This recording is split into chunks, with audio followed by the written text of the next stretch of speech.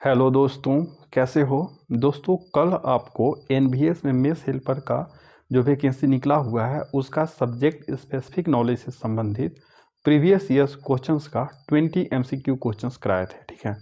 और इस वीडियो में जो बचे हुए 30 एमसीक्यू क्वेश्चंस है वो आपको करा देंगे, ठीक है। और जो शुरू के स्टार्टिंग के जो 20 एमसीक्यू क्वेश्चंस थे वो मैंने पहले ही ऑलरेडी करा दिया था, ठीक है। और मेरे चैनल पर एनवीएस एमएस हेल्पर का सब्जेक्ट स्पेसिफिक नॉलेज का प्लेलिस्ट बना हुआ है, तो वहाँ से आप जाकर पूरा सब्जेक्ट स्पेसिफिक नॉलेज की अच्छे से तैयारी कर सकते हैं। अगर आपने वो वीडियो नहीं देखा तो उसे ज़रूर देखें, ठीक है। तो चलिए वीडियो स्टार्ट करते हैं। तो आप देख सकते हैं कि यह जो प्रश्न है, एक मिनट खोल रहा, यह जो एनवीएस में जो 12 मार्च 2022 को पिछले बार एग्ज़ाम हुआ था, जो पिछला वैकेंसी आया था 12 मार्च 2022 को उसका एग्ज़ाम हुआ था, तो उसकी का पेपर है, ठीक है ना। तो उसमें आप देख सकते हैं कि मेस हेल्पर का पोस्ट के लिए एग्ज़ाम हुआ था 8:30 बजे से 11:30 बजे तक। ऑनलाइन एग्ज़ाम हुआ था, कंप्यूटर बेस्ड है ना, कंप्यूटर बेस्ड टेस्ट आपका होगा, ठीक है ना। एमसीक्यू क्वेश्चंस आएंगे और कंप्यूटर बेस्ड टेस्ट होगा, ठीक है ना। तो आप देख सकते हैं कि यह 8:30 से 11:30 बजे तक एग्ज़ाम हुआ था।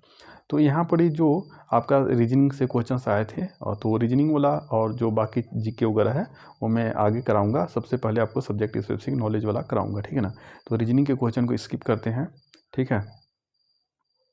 फिर उसके बाद देखते हैं लैंग्वेज वाला टेस्ट। तो लैंग्वेज टेस्ट में हिंदी और इंग्लिश का आपका व्याकरण से आते हैं, ठीक है ना। हिंदी में व्याकरण से और इंग्लिश में ग्रामर से आएंगे, तो ये भी आप करा देंगे। सबसे पहले सब्जेक्ट स्पेसिफिक नॉलेज वाला कराते हैं, ठीक है। तो चलिए सबसे पहले इसको भी स्किप करते हैं।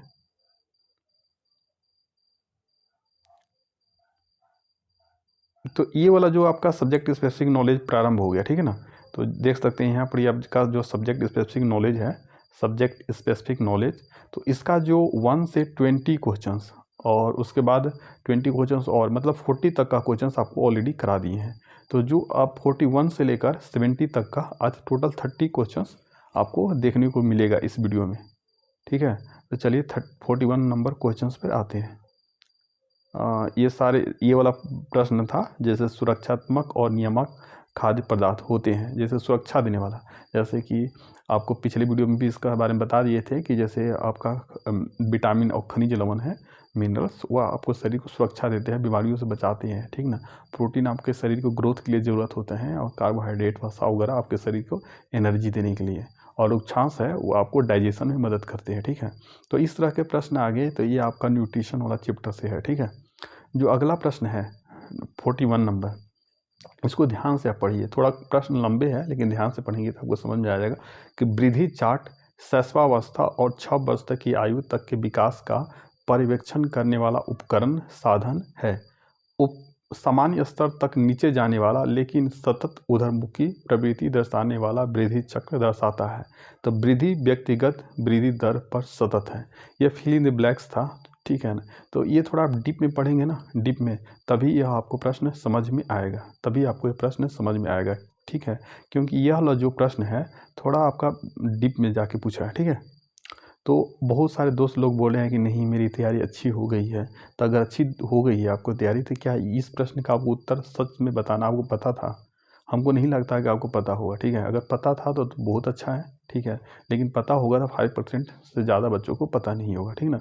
तो कुछ प्रश्न डिफिकल्ट आते हैं, ठीक ना।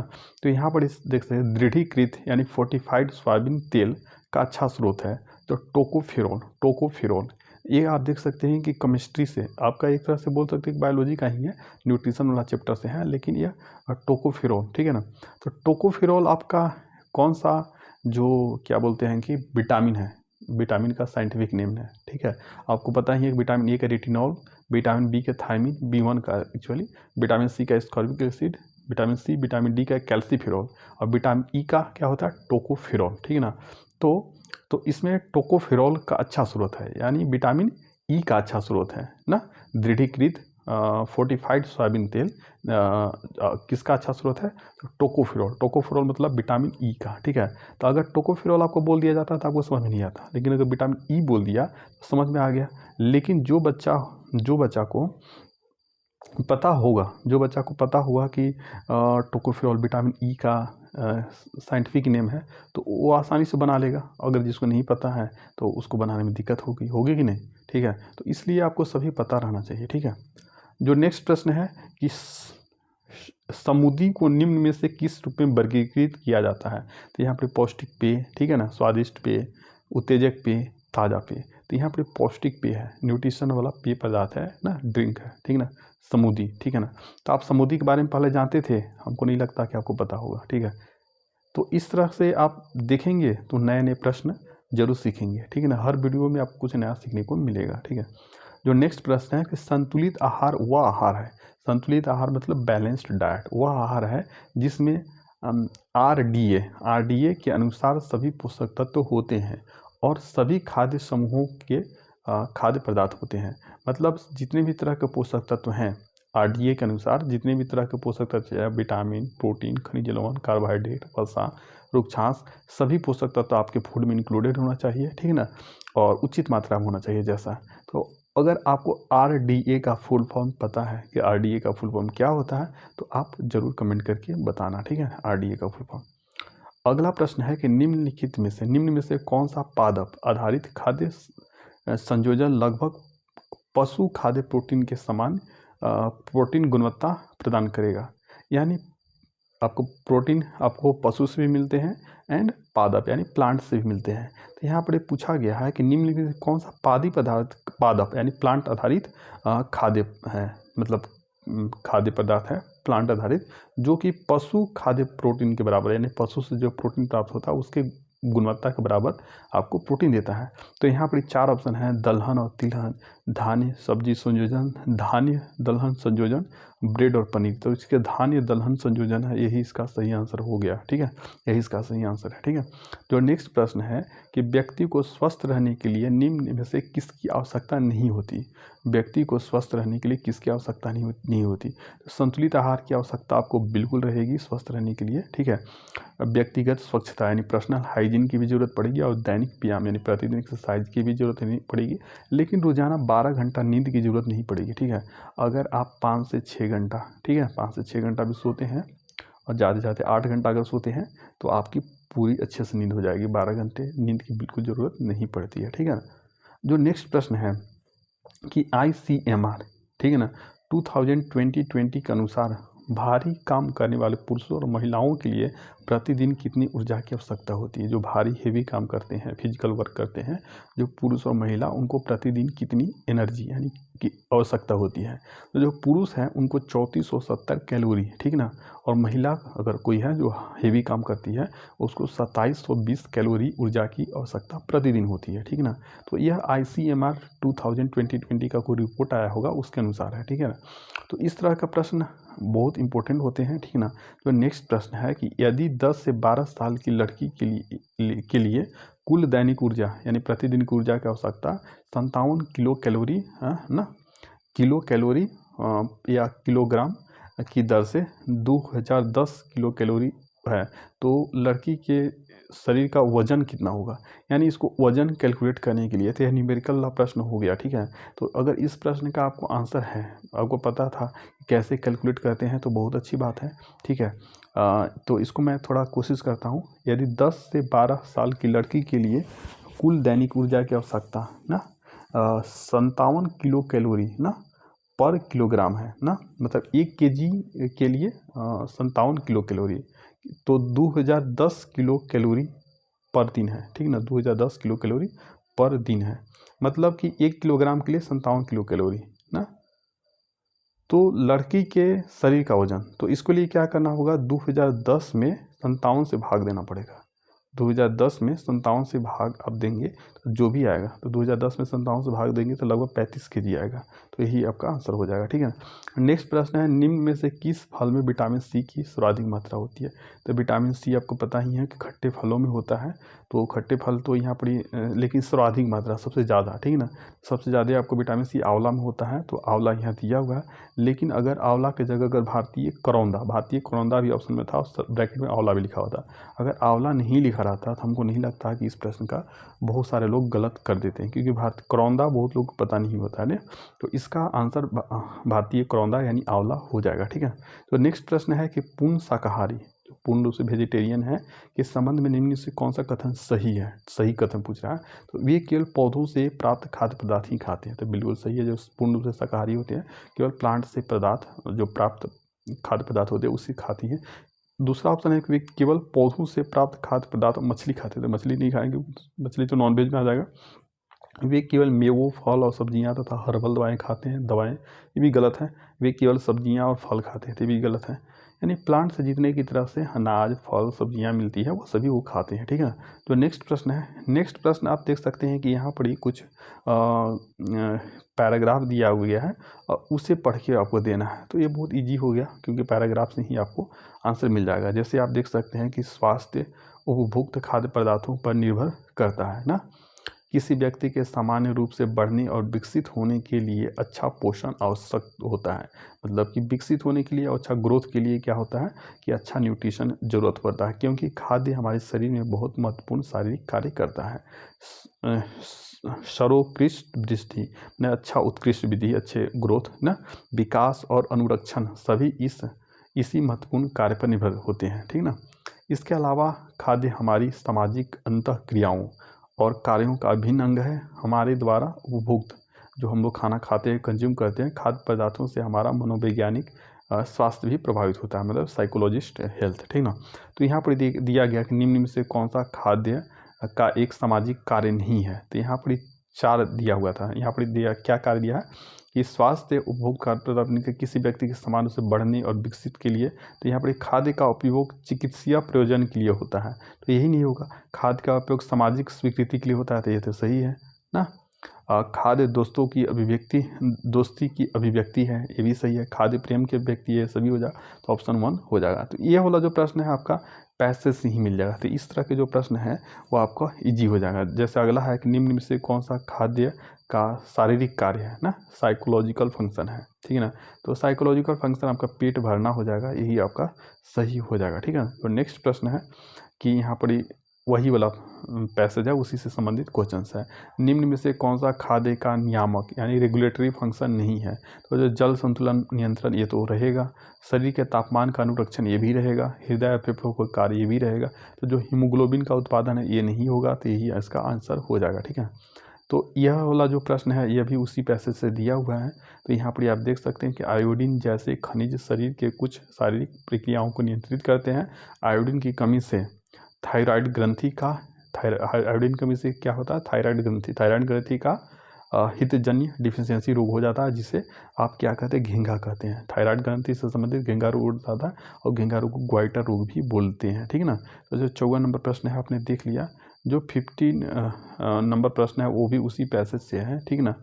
तो स्तनपान करते समय एक बच्चा माँ की गोद में सुरक्षित महसूस करता है। इस प्रभाव के लिए खाद्य का कौन सा कार्य उत्तरदायी है। तो मनोवैज्ञानिक ना। तो यहाँ पर मनोवैज्ञानिक इसका आंसर हो जाएगा, ठीक है ना। तो इस तरह का प्रश्न अगर आपको समझ में नहीं आ रहा तो इसे थोड़ा डट जाए, ठीक है ना। तो नेक्स्ट प्रश्न है यह जो पैसेज दिया उसी से संबंधित है। तो पीईएम प्रोटीन की कमी के कारण क्वाशियोकर और ऊर्जा की कमी के कारण मरासमर शामिल है ना पीईएम में। अब जो नेक्स्ट प्रश्न है वो भी इस पैसेज को पढ़ने पर ही आपको पता चलेगा। तो अगर आप पैसेज आप पढ़ लीजिएगा, ठीक है। पैसेज का भी स्क्रीनशॉट ले सकते हैं और उसको अच्छे से पढ़िए, ठीक है ना। तो यहाँ पर आप देख सकते हैं जो भी प्रश्न का आंसर है इस पैसेज में छुपा हुआ है, ठीक है ना। अधिक वजन और मोटापा निम्न में से किस असंतुलन के कारण, किस अनबैलेंस्ड होने के कारण होता है। तो इसका सही आंसर हो जाएगा जब कुल ऊर्जा खपत ऊर्जा उत्पादन से अधिक हो। जब कुल ऊर्जा खपत ऊर्जा उत्पादन से अधिक हो ना। तो अधिक वजन और मोटापा निम्न से किसके असंतुलन के कारण होता है।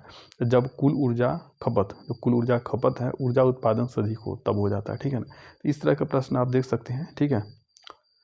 जो नेक्स्ट प्रश्न है कि पूर्ण अवधि पर जन्म लेने वाले भारतीय शिशु के लिए सामान्य आदर्श जन्म वजन, ठीक है ना। समान जब बच्चे जन्म लेते हैं तो कितना एक आइडियल वजन होना चाहिए। तो यहाँ पर दिया हुआ कि 2.5 kg से 3.5 kg, 2.5 kg से 3.5 kg अगर नवजात बच्चे का वजन है तो यह सामान्य आदर्श है, ठीक है ना। तो उतना है तो अच्छा है, ठीक है। जो नेक्स्ट प्रश्न है कि आयरन और विटामिन सी की कमी से होता है। तो आयरन और विटामिन सी की कमी क्या होता है। तो आयरन की कमी से होने वाली एनीमिया, आयरन और विटामिन सी की कमी से होता है। तो आयरन की कमी से होने वाली एनीमिया, आयरन की कमी से क्या होता है, एनीमिया होता है। और विटामिन सी की कमी से स्कर्वी होता है, ठीक है। तो यहाँ पर ही ऑप्शन 4 उसने चूज किया था, लेकिन ऑप्शन 2 दिया हुआ है। इस विटामिन सी की कमी से तो स्कर्वी होगा, लेकिन इसका आंसर हमारे सबसे गलत दिया हुआ है। तो आयरन की कमी से आपका हो जाएगा एनीमिया, विटामिन सी की कमी से स्कर्वी। तो इसका आंसर गलत है। तो यहाँ पर देख सकते हैं हिडन हंगर निम्न में से किसकी कमी को दर्शाता है। तो यहाँ विटामिन और खनिज लवण की हिडन हंगर विटामिन और खनिज लवण की कमी को दर्शाता है। ठीक है, जो नेक्स्ट प्रश्न है वो भी पैसेज से ही दिया हुआ है, ठीक है ना, इसके लिए अलग पैसेज है, तो उस पैसेज को आप पढ़ लीजिएगा। ठीक है, थोड़ा आप रुक जाते हैं, आप पढ़ लीजिए आराम से, नहीं तो स्क्रीनशॉट लेकर आप पढ़ सकते हैं। ठीक है ना, तो यहाँ पर इसका प्रश्न है कि आर्द्र ऊष्मा का उपयोग करके खाना पकाने की निम्न में से कौन सी है, विधि निम्न में से कौन सी है आर्द्र ऊष्मा का उपयोग करके। तो यहाँ पर इसको है स्ट्यू करना इसको बोलते हैं ना, स्ट्यू करना। जो नेक्स्ट प्रश्न है कि स्टीमिंग यानी भाप बनने के समय पानी का तापमान कितना होता है। तो 100 डिग्री सेंटीग्रेड, 100 डिग्री सेंटीग्रेड पर जैसे ही पानी पहुँचता है तो वह भाप बनने लगता है। ठीक ना, भाप बनने लगता है। ठीक है, जो नेक्स्ट प्रश्न है कि सोलर बॉक्स कुकर के अंदर काली प्लेट, सोलर बॉक्स जो कुकर होता है उसके अंदर काली प्लेट का तापमान कितना डिग्री तक हो सकता है। तो 140 डिग्री सेंटीग्रेड तक हो सकता है, 140 डिग्री सेंटीग्रेड तक हो सकता है। ठीक है, ये सारे प्रश्न है जो पैसेज में इसके सारे आंसर मिल जाएंगे। ऐसा कोई ज़रूरी भी नहीं है कि इस पैसेज थोड़ा आपको एक बेसिक आइडिया मिल जाएगा। ठीक ना, जैसे ये वाला प्रश्न है तो इसका डायरेक्ट आंसर इस पैसेज में आपको नहीं मिलेगा।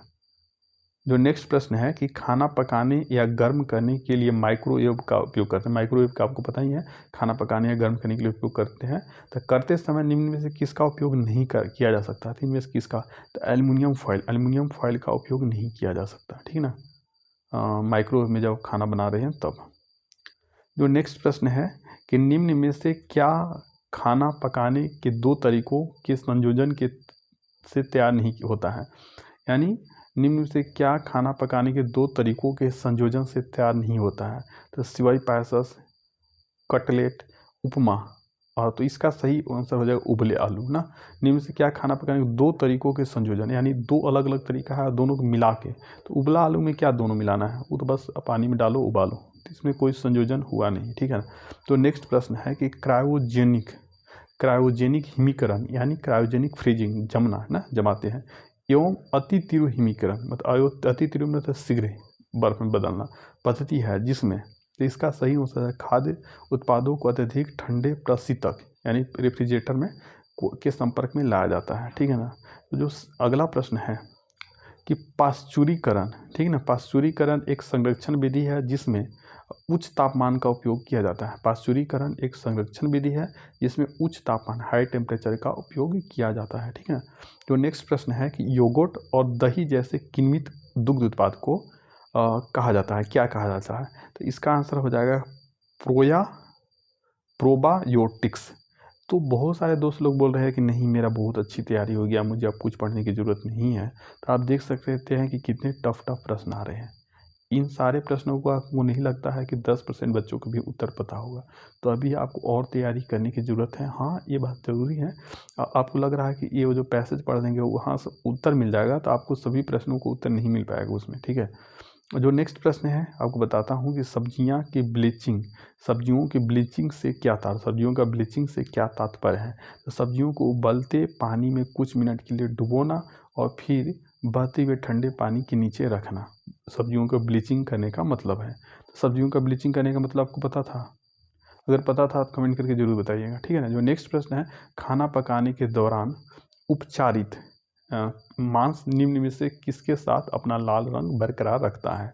तो यहाँ पर नाइट्रेट के साथ। ठीक है ना, तो जो आपका सब्जेक्ट स्पेसिफिक नॉलेज से संबंधित प्रश्न था तो सभी आपके इस वीडियो में ख़त्म हो गए, कंप्लीट हो गए। ठीक है ना, तो अगला वीडियो में जो आपके हिंदी एंड इंग्लिश से संबंधित यानी लैंग्वेज वाला जो प्रश्न आए थे उसको कराएंगे। ठीक है, तो अगर आपको वीडियो पसंद आए तो इसे लाइक करें, चैनल को सब्सक्राइब करें and share this video to your friends and relatives and comment करके ज़रूर बताना कि अगला वीडियो आपको कौन से टॉपिक पर चाहिए। Thank you friends.